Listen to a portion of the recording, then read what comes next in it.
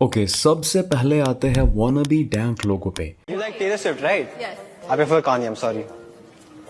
Huh? I didn't hear what he said. I prefer Kanye. क्योंकि इनकी आबादी internet पे सबसे ज्यादा है। तुम्हें कभी ना कभी कहीं ना कहीं कोई ऐसा जरूर मिला होगा जो कोई रैंडम सी चीज, कोई बज़वर्ड बोल के बिना मतलब का हंसता है। इसलिए नहीं कि उसको हंसी आ रही है, इसलिए कि उसको लगता है तुम्हें हंसी नहीं आएगी इस पे। और अगर तुमने बोला कि तुम्हें हंसी नहीं आ रही, फंस गए फिर तुम। ट्रांसजेंडर स्पाइडरमैन को मेहनत की रोटी खाते देख नहीं हंसने के लिए तुम्हारी औकात, जात पात से लेके धर्म, धंधा, पूरा खानदान जज कर लिया जाएगा वहीं पे। लाइक ब्रा, तू थोड़ा लेम है क्या? तुम्हें इंटरनेट पर रहने का कोई अधिकार नहीं, क्योंकि तुम्हें वो रैंडम कॉन्टेक्स्ट स्पेसिफिक स्लैंग नहीं पता जो सैटर्न पे एक विधवा एलियन ने अपने प्रेग्नेंट पति से लड़ाई करते हुए मजे में बोल दिया था। ये लोग चलते फिरते बज़वर्ड और मीम्स की डिक्शनरी होते हैं, जिनको लगता है जीने के लिए ऑक्सीजन नहीं, फनी होना जरूरी है। और वहां तक फिर भी ठीक है। ये तुम्हारी जिंदगी में हर एक चीज को अपने जजमेंटल लेंस से देखते हैं। मतलब नॉर्मली जीना एकदम पाप है इनके लिए। Bro, I prefer Kanye. अच्छी बात है। Bro, Simon says is funnier than Carry Minati. अच्छी बात है, मुझे दोनों सही लगते हैं। तुझा ट्रिगर्ड इंसान देख। Bro, DC is better than Marvel. अच्छी बात है। Bro, I can't even rage bait you because your entire existence is like a rage bait to humanity. Thank you, ChatGPT. अच्छी बात है। Bro, no, I'm better than you. I'm funnier than you. Normie, अच्छी बात है। ये ले Oscar लेगा इसके लिए। ये वही लोग हैं जिनकी पूरी आइडेंटिटी यही होती है कि वो कूल चीजें कंज्यूम करते हैं। इनका सेल्फ कॉन्फिडेंस इतना लो होता है कि बस cool art, cool music, cool meme reference दे के ही बात कर पाते हैं। और गलती से तुम्हें भी अगर वो कूल चीज पसंद आ गई तो बोलेंगे, छी हट wannabe कहीं का। ऐसा कैसे हो सकता है कि जो मुझे पसंद है वो तुझे भी पसंद हो? हाँ। दूसरी कैटेगरी है ऑफेंड होने वाले कीबोर्ड वॉरियर्स। एक दिन गोगो कोला में समोसे डुबा के खा रहा था। उसका मन हुआ कि वो अपना आनंद सोशल मीडिया पे भी बांटे अपने मित्रों के साथ।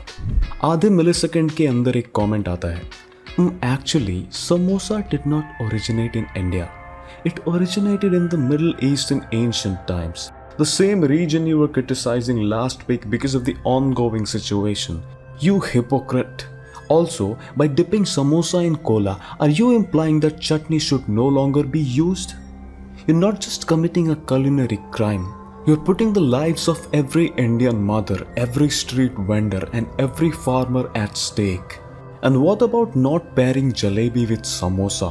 You should know that the future of Indian civilization depends on your choice. 5 minute में एक्स पे हैशटैग अरेस्ट गोगो ट्रेंड करने लगा। उसको लोग ऐसे ऐसे लेबल दे रहे थे जो उसने कभी सुने भी नहीं। जलेबी फोबिक, समोसिस्ट, चटनी हेटर। इसीलिए कुछ भी शेयर करने से पहले 75 बार सोच लो, कहीं वो master_bater007 को ऑफेंड ना कर दे। अगर master_bater007 से तुम बच भी गए, अगली कैटेगरी रेज बेटर से तुम बच नहीं पाओगे। ये लोग ट्रेंड होते हैं तुमसे गाली खाने के लिए, क्योंकि इनका मुंह खुलता ही कुछ ऑफेंसिव कचरा सुनने को मिलता है तुमको। जैसे गोगो के पोस्ट के नीचे ये comment, samosa is like a pyramid-shaped pyramid scheme for Indian corn balls. All you get is disappointment and misery in the form of carbs, spices and oil enough to fuel a spacecraft for 10 years. अब तुम बताओ, ये पढ़ के एक samosa lover कैसे अपने हाथों पे कंट्रोल रखे? ये वही लोग हैं जो बोलेंगे रोनाल्डो इज सो मिड और तुमसे एक्सपेक्ट करेंगे हा हा हा हा हा हा हा हा हा हा हा हा हा हा। रेज बेटर्स को पता होता है वो क्या कर रहे हैं और इनका गोल होता है तुम्हें इरिटेट करके तुमसे रिएक्शन निकलवाना। इनमें से कुछ अपने इनसिक्योरिटी से कोप करने के लिए ये सब करते हैं और बाकियों को बस चुल होती है।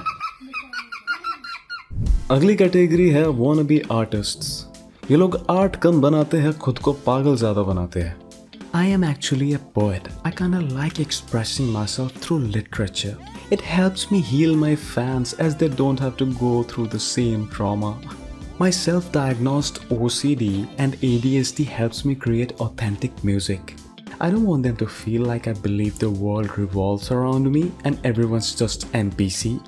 बाद में पता चलता है उसने खाली एक पोएम लिखा है आज तक, वो भी वॉटपैड पे, जिसमें एक 70 साल के गंजे बिलियनर वेयरवुल्फ का एक 16 साल की लड़की के साथ अफेयर होता है। एक और तरह के आर्टिस्ट होते हैं जिनका गाना कभी आता ही नहीं है।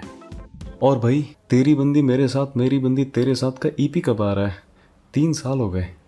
ब्रो आएगा ना, पहले वो सूटा लाया क्या? Check out this beat that I made last year. अब उसके आगे बढ़ेगा भाई। वो पास में एक ओपन माइक हो रहा है, परफॉर्म करेगा। वो सब छोड़ना ब्रो, फूकेगा आज। I'm an artist. I need to get into my flow state. अब आते हैं मॉडरेटर्स और एडमिन्स पे। क्या तुम अपनी जिंदगी से इतने हताश, निराश और खुद को लेके इनसिक्योर हो कि कुछ भी करोगे एक सेंस ऑफ सुपीरियॉरिटी और इम्पोर्टेंट फील करने के लिए? तो डिस्कॉर्ड या रेडिट मॉडरेटर का काम तुम्हारे लिए ही बना है। एनिमे डीपी वालों का मुंह बंद करना, उनको ब्लॉक करना एक एक्चुअल काम है। ये लोग अपने काम को लेके इतने सीरियस होते हैं जैसे इनको लगता है ये अपने सर्वर से देश का अगला पीएम डिसाइड कर रहे हैं। हाँ, कभी कभी ये एक्चुअली ये करते हैं। अब आते हैं सिम्प सेल्स पे, क्योंकि सिम्प और इंसेल दोनों की समस्या एक ही है, फीमेल अटेंशन की कमी। इतनी कमी कि ओनली कैंस रेवेन्यू पर एम्प्लॉय में एप्पल, गूगल और नेटफ्लिक्स के भी आगे है। भाई उस ई गर्ल पे लाखों उड़ाने से तो बेटर है पेप्सिटी का सस्ता सुंदर टिकाऊ मेंबरशिप ले लो, हम ज़्यादा अच्छा एक्सपीरियंस देंगे, trust me.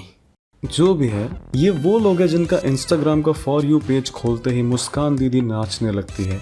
I bet you didn't know this, they know it all, trust me. कभी कभी लगता है ये जानबूझकर सिंपिंग करते हैं, क्योंकि इसमें भी एक अलग ही तरह का चुल है। नहीं मतलब तुम्हें क्यों लगता है मुस्कान दीदी तुमसे पर्सनली आके कहेगी I bet you didn't know this? उससे बेटर है कहीं और ट्राई कर लो। आजकल अच्छे कॉन्वर्सेशन स्टार्टर्स आ गए हैं मार्केट में। I don't want to come off as another corny guy, but you know you are really cute. Hey, do you listen to Clairo? Damn, I can't find my Stanley Cup. Oh my God, you're a Swiftie too. By the way, I'm 9 feet 11 inches. और बोलते हुए तुम्हारी voice में vocal fry होना जरूरी है। Why do some guys cheat on their girl who's a 10 with a girl who's a 5? Like, और अगर वो फिर भी नहीं मानती तो ये लोग कहते हैं an ugly girl like you doesn't get to have so much attitude. मतलब तुम जितने बड़े सिम्प होते हो पहले, उतने ही बड़े इंसल बन जाते हो बाद में। अगली कैटेगरी है नर्ड्स एंड सुपर फैंस। ये वही लोग हैं जो GTA 6 के जोक्स लिखते हैं। Are you a real gamer if you haven't done this? इनकी पूरी आइडेंटिटी यही होती है कि ये फैन है। इसमें कुछ गलत नहीं है, लेकिन दिक्कत तब होती है जब ये गेट कीप करना चालू कर देते हैं और ज़रूरत से ज़्यादा ऑब्सेस्ड हो जाते हैं किसी पब्लिक फिगर को लेके। भाई मुझे नहीं सुनना कि तुम्हारे फेवरेट इटालियन डायरेक्टर की 18th सेंचुरी वाली मूवी नहीं देखने वाले फेक सिनेफाइल होते हैं। जिसको जो देखना है देखने दो ना यार, हर बात पे जज करना ज़रूरी है क्या? आखिरी कैटेगरी है फेक लोग।